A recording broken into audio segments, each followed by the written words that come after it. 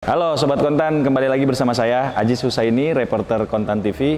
Kali ini kita akan mewawancarai Wakil Menteri Koperasi Ferry Juliantono. Kita sekarang sudah berada di kantornya dan sebentar lagi kita akan berbincang mengenai roadmap koperasi di Indonesia dan juga pembentukan Satgas. Lalu kita juga bicara soal efisiensi yang terjadi di beberapa kementerian. Mari kita saksikan obrolan saya dengan Ferry Juliantono.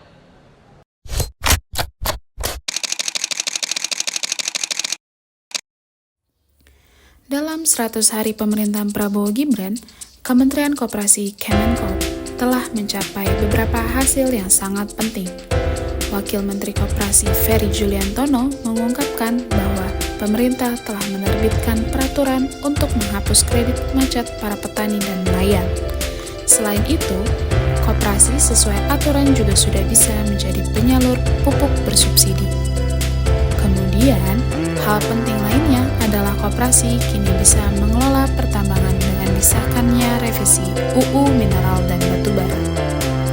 Ferry mengatakan ada beberapa hambatan aturan yang sudah diselesaikan agar koperasi bisa masuk ke bisnis besar. Ada 20 aturan yang menghambat koperasi yang telah dia sampaikan ke Presiden dan DPR untuk dihapus. Lalu, bagaimana kelanjutan interview Aziz Husaini, reporter Kontan TV bersama Ferry Juliantono? Saksikan video ini sampai habis ya. Halo Sobat Kontan, kali ini kita akan mewawancarai Wakil Menteri Koperasi Ferry Juliantono. Sudah ada di tengah-tengah kita. Selamat malam. Selamat malam. Ferry, apa kabar Pak? Baik, Aziz. Baik, ya. Alhamdulillah. Nah, kita akan ngobrol-ngobrol soal koperasi Pak. Iya. Dan mungkin Bapak bisa ceritakan soal roadmap koperasi Indonesia ini nanti akan dibawa kemana nih kira-kira Pak? Oke, sekarang kita memang sedang gencar-gencarnya termasuk gerak cepat untuk melakukan transformasi koperasi yang dulu terlalu identik dengan usaha kecil, terlalu identik dengan simpan pinjam. Sekarang kita juga mulai arahkan juga untuk masuk ke sektor-sektor usaha besar, ke sektor industri dan yang pokoknya kita ingin targetnya koperasi itu pertama volume usaha kegiatannya juga harus makin besar. Yang kedua partisipasi jumlah anggotanya juga makin besar. Yang ketiga insya Allah koperasi juga kontribusinya terhadap produk domestik brutonya juga akan besar. Jadi 3 indikator ini akan menjadi target kita semuanya. Nah, selain kita juga secara internal melakukan digitalisasi, kemudian juga rebranding, terus kemudian juga memperbaiki tata kelola koperasi. Nah, volume usaha kegiatan koperasi ini sebenarnya kalau lihat dibandingkan dengan BUMN atau badan usaha swasta, volume usaha kegiatan koperasi ini relatif kecil karena banyak sekali sektor-sektor yang tidak bisa dimasuki oleh koperasi. Ada sekitar 22 regulasi yang membatasi koperasi tidak bisa ikut gitu. Rumah sakit nggak boleh bikin koperasi nggak boleh bikin rumah sakit, bank koperasi nggak boleh bikin. Kemudian usaha umroh haji misalnya nggak boleh dan yang lain-lainnya. Nah, volume usaha ini nanti kita akan bongkar, kita akan memberi masukan kepada pemerintah, kepada DPR supaya mencabut seluruh regulasi yang menghambat koperasi sehingga mudah-mudahan dengan bebasnya hambatan itu bisa memperluas, memperbesar volume usaha kegiatan koperasi. Yang kedua, partisipasi jumlah anggota. Kita sekarang lebih ingin supaya koperasinya nggak usah nambah. Okay. Karena koperasi yang ada saja sekarang sekitar 130 ribuan itu kita akan evaluasi mana yang tidak aktif. Tidak aktif itu pengertiannya kalau 5 tahun tidak pernah menyelenggarakan rapat anggota tahunan itu langsung kita tidak aktif. Anggap tidak aktif, kita bekukan aja. Kemudian yang masih bisa diarahkan, diselamatkan, kita juga dorong untuk supaya bisa melakukan merger dan lain sebagainya. Tapi yang kita akan dorong ini adalah koperasi ini anggota koperasinya makin besar. Kenapa? Karena dengan makin besarnya anggota koperasi, permodalan koperasinya itu akan menjadi kuat dan jadi makin besar. Kemudian ya produk domestik bruto, karena memang volume usaha kegiatan kecil gitu, jadi sekarang kontribusi terhadap PDB-nya itu cuma sekitar 1,07%. Iya. Nah, kita arahkan sekarang kegiatan koperasi, gerakan koperasi itu ke arah sana, sambil di internal kita benahi digitalisasi. Digitalisasi ini mulai dari kita mau bikin super app sendiri, kita akan buat payment gateway yang akan mengintegrasikan seluruh koperasi-koperasi yang ada di Indonesia. Kemudian juga kita akan sempurnakan database koperasi berdasarkan jenis usaha dan jenis kegiatannya. Kemudian digitalisasi untuk nantinya kita akan lakukan penggunaan teknologi dalam rangka untuk pengawasan semua koperasi-koperasi yang ada. Nah, tata kelola juga begitu. Tata kelola sekarang kita sampai dengan hampir 4 bulan. Alhamdulillah Kementerian Koperasi, saya bersama Pak Menteri berhasil melantik eselon 1 sampai eselon 4 nih. Tenaga fungsional juga udah rampung segala macam. Artinya sudah lengkap Pak Wamen? Udah, alhamdulillah. Dalam itu cuma 100 hari kemarin. Nah, kemudian dalam struktur organisasi dan tata kelola ini, struktur organisasinya kita ada nambah 2 kedeputian baru. Satu kedeputian tentang digitalisasi, karena itu tidak bisa dihindari dan relevan untuk digunakan sekarang. Kemudian yang satu lagi kedeputian business development atau pengembangan usaha, karena kita akan kembangkan koperasi ke depan itu dari sisi badan usahanya. Iya. Nah, alhamdulillah sekarang di luar itu semua juga ada beberapa yang penting-penting yang perlu saya sampaikan juga. Di minggu-minggu awal kita juga sudah berkirim surat kepada Presiden mengenai rencana pengampunan, dalam arti penghapus buku dan penghapus tagihan hutang kredit usaha tani yang menjerat petani dan nelayan. Nah itu Pak Prabowo juga sudah mengeluarkan keputusan Presiden, tinggal nanti kita buat detail pelaksanaannya tentang penghapusan kredit usaha tani yang terjadi di petani dan nelayan. Kemudian yang kedua adalah kemarin ada peraturan Presiden mengenai skema penyaluran pupuk bersubsidi. Alhamdulillah koperasi sekarang bisa menjadi penyalur pupuk. Dan itu artinya akan membantu rencana besar pemerintah soal swasembada pangan. Jadi sarana input pertanian, salah satunya pupuk, itu akan kita salurkan secara lebih tepat, lebih langsung kepada petani gitu. Mudah-mudahan koperasi bisa membantu ikut menyalurkan pupuk yang bersubsidi itu. Kemudian soal Dewan Koperasi Indonesia, alhamdulillah kita juga sudah berhasil menyelesaikan konflik yang ada di Dewan Koperasi Indonesia. Alhamdulillah sekarang mudah-mudahan rampung ini Dewan Koperasi Indonesia sebagai alat perjuangan gerakan koperasi. Nanti kalau sudah bisa selesai, kemudian kita menjadi kompak lagi, artinya dengan Kementerian Koperasi dan gerakan koperasi akan bersatu, itu akan menjadi sebuah kekuatan yang dahsyat yang akan bisa mempercepat proses implementasi program-program yang ada gitu. Kemudian yang berikutnya adalah soal hari ini. Ini hari yang juga termasuk hari berbahagia yang harus disyukuri oleh gerakan koperasi dan dari kami Kementerian Koperasi, bahwa hari ini sudah disahkan Undang-Undang Minerba yang baru, di mana di situ disebutkan koperasi juga bisa ikut mengelola tambang dan mineral gitu. Ini juga upaya yang tadi saya sampaikan. Dulu nggak boleh, sekarang boleh gitu. Jadi ada 2 soal penyaluran pupuk bersubsidi, soal koperasi bisa mengelola tambang mineral.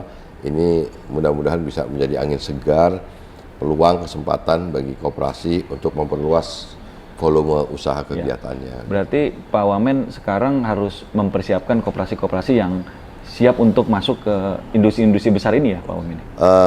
Di luar itu industri besar yang saya maksud tadi juga adalah bahwa kalau lihat referensinya di berbagai belahan dunia, di banyak negara, koperasi-koperasi itu punya bank, Ya.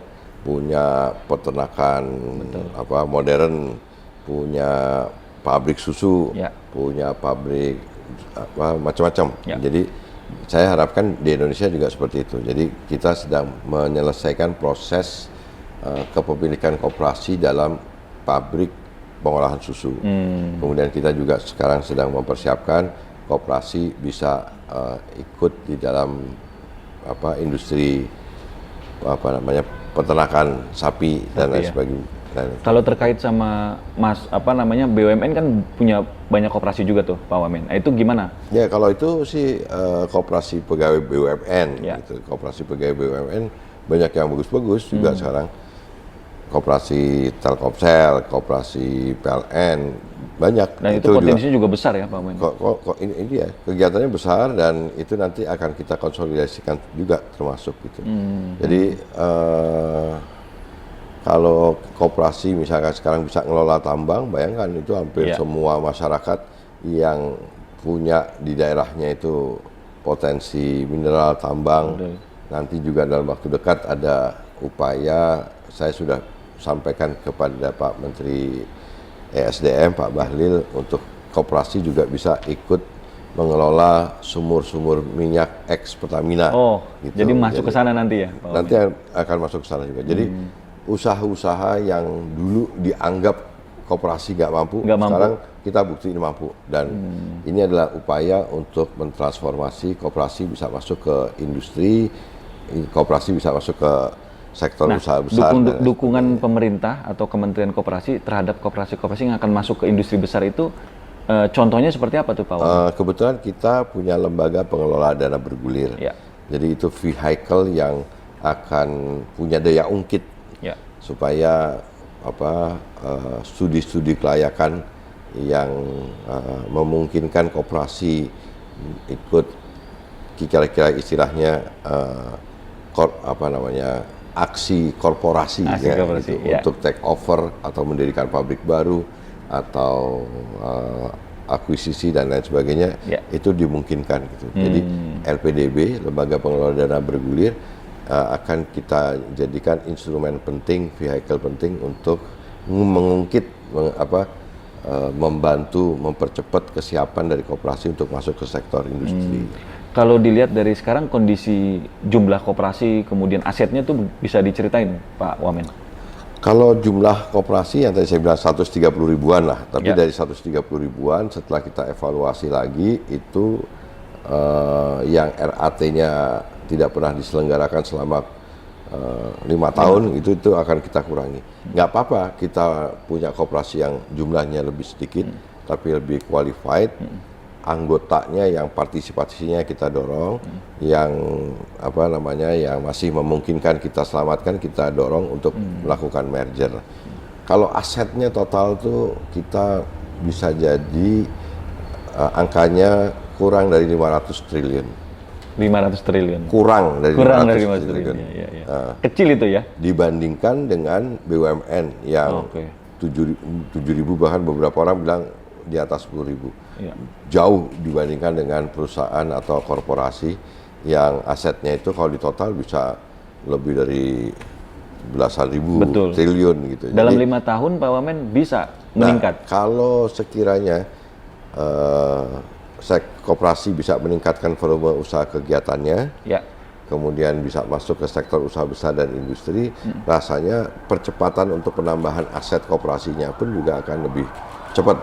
Insya Allah dalam waktu 5 tahun kita bisa ngejar, bisa naik jadi di atas 500 triliun lah. Gitu. Oh, bisa 2 kali lipat Pak Wamen? Insya Allah. Ini dengan dukungan kita semua, pemerintah, Pak Prabowo, Presiden, dan Wakil Presiden juga mendukung penuh koperasi dari sisi kebijakan, kemudian juga dari sisi komitmen beliau untuk memberikan privilege lagi supaya koperasi bisa bersaing dengan BUMN dan badan usaha swasta yang lain-lainnya.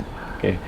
Terkait sama efisiensi nih Pak Wamen, kan tentu saja membuat program-program di kementerian itu ada nggak yang kira-kira dipangkas atau apa yang kemudian juga nanti berpengaruh terhadap koperasi? Kalau efisiensi yang dimaksud oleh pemerintah ini sebenarnya kan dimaksudkan adalah untuk membuat kita semua, termasuk di Kementerian Koperasi, untuk membuat perencanaan proyek, perencanaan program, kegiatan yang sebaik-baiknya. Artinya sebaik-baiknya yang tepat sasaran, tepat guna. Itu juga dimaksudkan efisiensi adalah untuk mengurangi lemak-lemak yang ada di di anggaran kita. Tetapi yang terpenting kita tidak mengurangi pelayanan kepada publik. Kemudian kita juga mempertahankan tenaga honorer yang banyak membantu dinas-dinas di daerah-daerah. Alhamdulillah kita bisa pertahankan gitu, dan rasanya semuanya tetap bisa berjalan. Nah, artinya tidak ada pengaruhnya sebenarnya yang terjadi di Kementerian Koperasi ya Pak? Sebenarnya ini baik sebenarnya untuk kita belajar lagi untuk menyusun, merencanakan, membuat program kegiatan yang baik, yang tepat sasaran, tidak boleh lagi yang membuat terlalu inefisien, mubazir gitu. Jadi ada baiknya juga gitu. Toh buktinya semuanya tetap bisa jalan. Ya Pak Wamen ya. 100 hari ini bahkan bisa lebih cepat ya. Ada secara birokrasi di Kementerian Koperasi? Saya rasa dalam kurun waktu hampir udah lebih 100 hari sampai dengan sekarang, capaian yang dibuat oleh Kementerian Koperasi, alhamdulillah. Tadi selain soal internal digitalisasi, kemudian penyusunan pelantikan pegawai eselon 1 sampai 4, kemudian kita juga nyelesain masalah Dewan Koperasi Indonesia. Kemudian keluar peraturan presiden mengenai pengampunan hutang, keluar peraturan presiden mengenai skema penyaluran pupuk. Kemudian hari ini juga undang-undang minerba koperasi juga bisa terlibat. Itu rasanya agak ngebut ya. Udah palit banget kegiatannya Mas Aziz. Iya. Tapi alhamdulillah, tapi ini kan semua dimaksudkan adalah untuk supaya koperasi bisa menjadi pertimbangan lagi bagi semua masyarakat Indonesia, bahwa ayo kita bangkitkan lagi koperasi, kita bangun kegotong royongan kita dengan kemampuan aparatur yang ada di kementerian, sources yang ada, plus ada lembaga pengelola dana bergulir. Saya rasa kita yakin bisa. Terkait dengan Satgas Koperasi yang pernah mungkin diucapkan, itu progresnya seperti apa tuh Pak? Udah sekarang pembentukan Satgas yang baru, seluruh unsur dari polisi, jaksa agung, BPKP, dan kemudian ada dari PPATK. Alhamdulillah kemarin sudah diumumkan juga oleh Pak Menteri, oleh Kementerian Koperasi. Dari 8 koperasi yang bermasalah, sekarang tinggal udah berkurang 1. Menjadi tinggal 7, dan ini terus berproses. Kita juga bentuk sekarang tim tindak lanjut namanya. Tim tindak lanjut yang berisi orang-orang dari banyak kalangan profesional, NGO termasuk juga, supaya bisa mempercepat akselerasinya dengan tim dari unsur-unsur yang tadi saya sebutkan tadi. Yang berikutnya juga kita kemarin membuka pos pengaduan yang kita publikasikan, kita sosialisasikan secara meluas. Harapannya adalah kita dapat masukan, dan kemudian kita juga mendapatkan laporan yang sejak awal nanti bisa kita deteksi secara lebih dini untuk mencegah supaya koperasi-koperasi itu tidak masuk menjadi koperasi yang bermasalah. Jadi hal ini penting untuk kita membuka informasi ini sedemikian rupa supaya kita dapat masukan juga untuk pembenahan, karena bagian dari rebranding juga ini. Betul. Karena koperasi logonya sudah rebranding ya Pak Wamen? Logo juga sudah rebranding. Kementerian Koperasi juga sudah melakukan proses pemilihan logonya melalui sayembara dan lain sebagainya. Ya rasanya selain logonya yang sekarang rebranding, juga sekarang terhadap LPDB kita minta supaya alokasi sebagian besar dana pengelolaannya diarahkan untuk ke sektor produktif dan sektor real gitu. Jadi jangan terlalu identik. Jadi harus tepat sasaran berarti ya? Ya, selain tepat sasaran juga kita akan create koperasi ini menjadi badan usaha yang bisa sama modern dan sama profesionalnya dengan BUMN dan dengan badan korporasi usaha besar swasta. ya? Iya. Gitu. Ini ada beberapa hari ini ada berita soal petani-petani ikan yang kesulitan gitu, Pak Wamen, soal Iveseri kan kita pernah tahu ya soal kasus itu. Mereka sekarang kesulitan mencari pembeli. Ya, kemudian kan mereka juga sebenarnya anggota-anggota koperasi UMKM gitu. Iya. Nah, ini tanggapannya seperti apa nih Pak Wamen? Ya, kebetulan kita di Kementerian Koperasi ada amanat dari Astacita tentang pembangunan agro maritim. Koperasi juga kita kemarin ada 3 malah yang kita akan jadikan sebagai piloting kegiatan pengembangan koperasi perikanan atau koperasi nelayan. Yang satu kemarin saya sendiri langsung hadir di Muara Gembong. Koperasi ikan nila dan lain sebagainya. Itu kita bantu melalui pembiayaan LPDB, kemudian kita bantu untuk penjualan dan sebagainya.